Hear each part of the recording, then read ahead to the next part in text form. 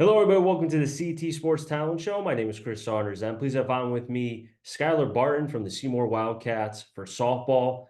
She's a first baseman, also a pitcher as well, and recently just got over 200 strikeouts as well in the circle. Skylar, I appreciate you coming on. Thank you so much for having me. I also found out too that you played basketball, and I should have known that because I was following the girls' basketball side with St. Paul, obviously Oxford, Holy Cross doing their thing, getting to Mohegan.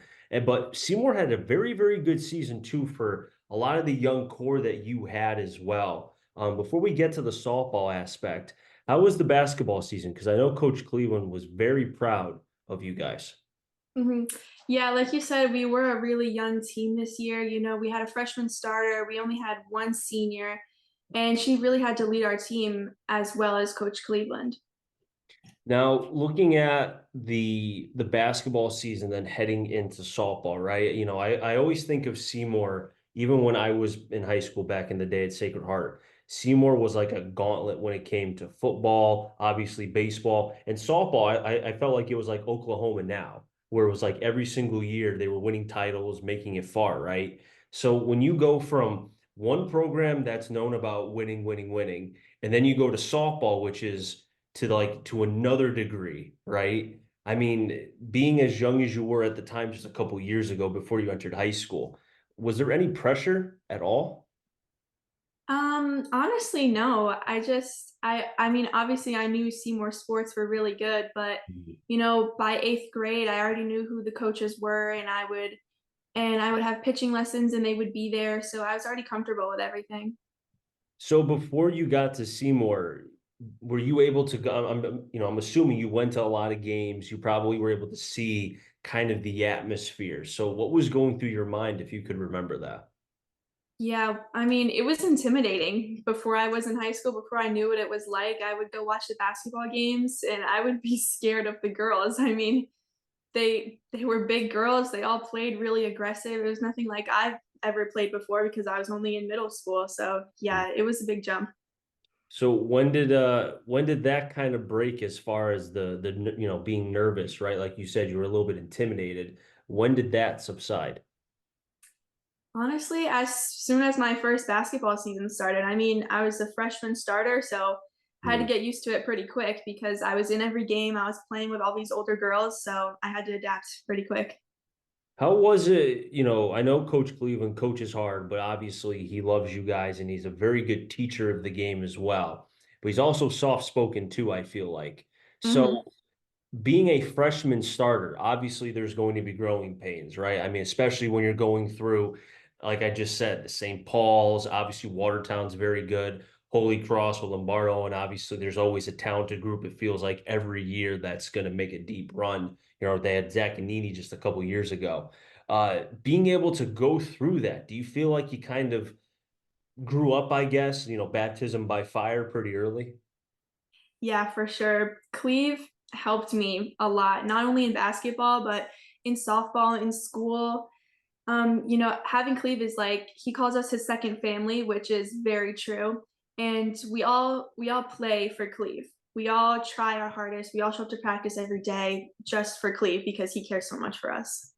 Now, going to the softball aspect, was there anything? I mean, did you have that same sort of nervousness, anxious when it came to your freshman year for softball, like it was basketball too? Softball, no, I wasn't as nervous because I've been playing softball so much longer and I've been playing up. And I mean, I knew most of the girls already, and I knew they were depending on me because I was the only pitcher, I was the only option. So Mhm. I tried my hardest for them too. Take me into your first start in the circle at the varsity level. Where was it and how'd that go? It was, I think, a home game. Okay. Um, as soon as I threw the first pitch, I was like, okay, this is real. Like you're up there now. Um, I don't really remember what team it was, but I think it went Well, okay. well, hopefully, I mean, I'm assuming because I know how Seymour schedules, they're always trying to make sure the competitive teams, you want to see how the team does early on. Hopefully it wasn't against Holy Cross or St. Paul too early, right? At least No. give you something to kind of, get your feet wet, right? Yeah. So how did your freshman year go for softball? Do you remember? Freshman year, I think we made it to either first or second round of NVLs, and I think it was the second or third round of states. Okay. So for yourself, how do you feel like you did overall? I mean, I feel like it went okay. It could always go better. Yeah. But, being like pitching every game definitely got exhausting. Like by the end of the season, I was ready to be done for that season. I mean, yeah, putting in all that work. I mean, it just prepared me for the next seasons, but yeah. Do you feel like going through all of that your freshman year kind of put you in the position that you're in right now, right? I mean, to get to 200 strikeouts in high school, I mean, I know Belcher for Woodland just got over 300 in his, I think, career. Maybe I think it was his career, if I remember right.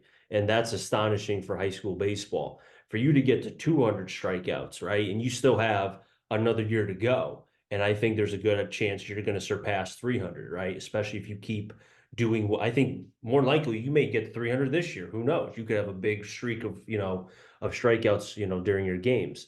To do that, do you feel like going through those tough years, quote unquote, kind of built you up to where you are now? Yeah, for sure. It definitely prepared me. It set me up for the high school atmosphere. Hmm. Yeah, I mean, you got to start somewhere. So freshman year was that. Was there any particular, either from your freshman year to now, a team, a group of batters, maybe one batter, anyone that kind of just, I don't want to say had your number, but it was like a battle every single time? Anyone in particular? Like on another team. Correct. Definitely Woodland. They since freshman year they have been on me. Yeah, they are my biggest struggle. But I mean, this year we played them and when we beat them. I actually got hit with a pitch the second inning, so I had to come out. But our sophomore Cassidy Marcinzik, she came in and she shut them down. Geez, so they didn't want to face you, so they felt like, all right, let's try to get like a line drive and just get her maybe like behind the back or something, right? They were trying to Yeah, get I got it that way. yeah, it got me right in the wrist. And then the year before that, we were playing them, and I got hit in the same arm. Geez, so maybe put a cage then next time, right? Yeah. Or something, maybe like a fence, something like that. So you mentioned Woodland, and obviously, for people who don't know, Woodland has won back-to-back years in Class M. They've had a litany of talented young girls being able to do great things. Sasnovich at Merrimack, Belinsky 2 years prior, being able to do her thing rather at the University of Rhode Island. Out of those two, which one did you have either of their numbers? Did either of them? I'm sure they gave you fits. They gave everybody fits. Take me into that a little bit, facing them. Yeah, I mean, like I said, when I was intimidated by those older girls when I was younger, I was still intimidated by Belinsky.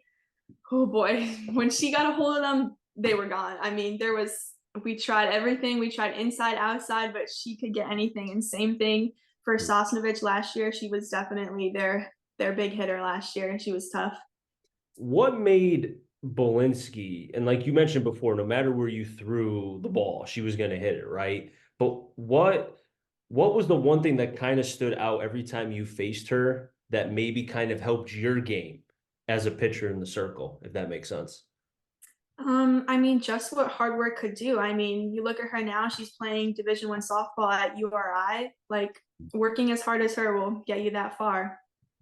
Yeah, and she's also, I think, a couple weeks ago, she was the 8-10 player of the week. Like you don't get that just waking up and hitting a softball, right? I mean, it takes a lot of hard work, and also winning back-to-back championships also too requires hard work as well.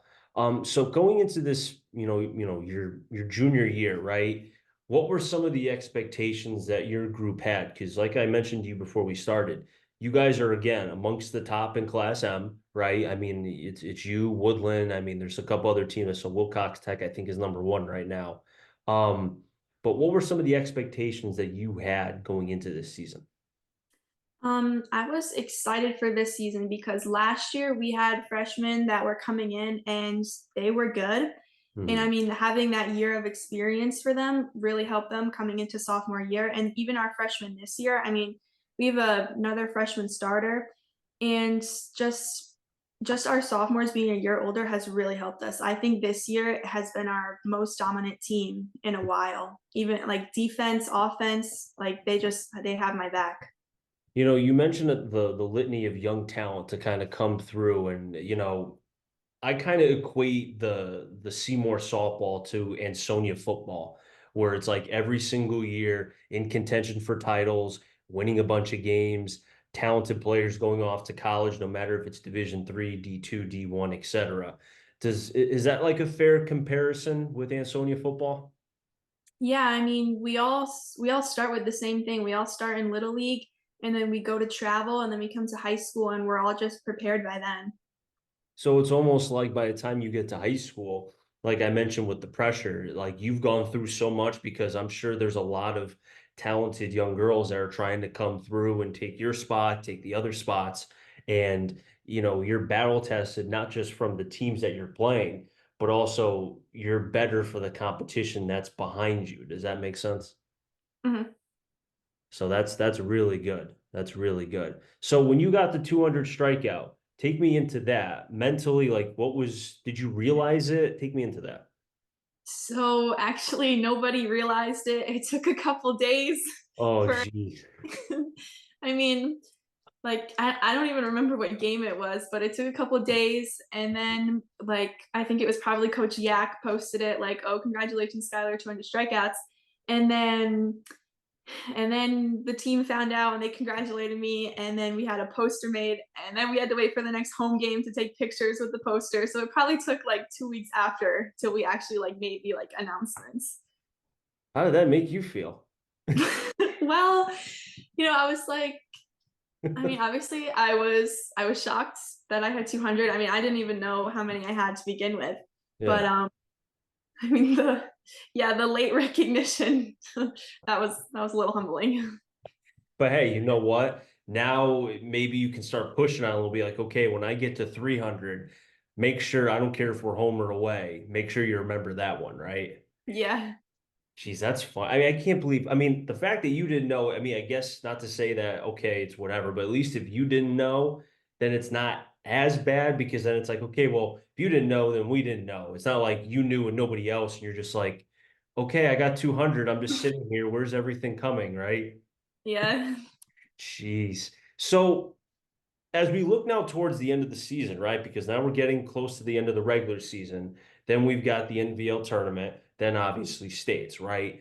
Um, I was mentioning about the Holy Crosses of the world, the Woodlands, the St. Paul's and such. It's going to be another tough year. I know Watertown's also very good as well. I think they have 15, 16 wins. I saw Woodland beat them as well, Woodland too. I think Mhm. the only two losses for Woodland is you and Watertown, if I remember right. Um, What's that going to be like? Because I feel like it's always a competitive. It kind of reminds me of like the regional supers when it comes to college softball, like the NVL tournament, if that makes sense. Yeah, I mean, it's definitely gonna be a battle. Like you've said, Woodland has been the dominant team, but this year, I mean, it's shown that they can be beaten. Anyone can be beaten. Watertown has really stepped up this year, so it'll definitely be a battle between us all. Now, I don't know if you've had the conversations with your teammates. Maybe you have, on the bus or maybe in the classroom at school before class starts. But when you think about this Seymour team in the last couple of years, right, has been dominated by Woodland.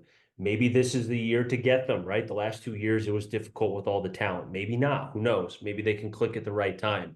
Has that been something that's been talked about amongst you guys? Yeah, definitely. Like I said, I think this has been our most dominant team since I've been here. Mhm. And I think we really have the potential. I mean, we've definitely talked about it because we already beat Woodland, and that shows something. So, yeah, I think we have a chance this year. Has that been something too that's kind of gone through your mind as well? Because if Seymour's going to accomplish winning, when was the last time that Seymour has won an NVL title for softball?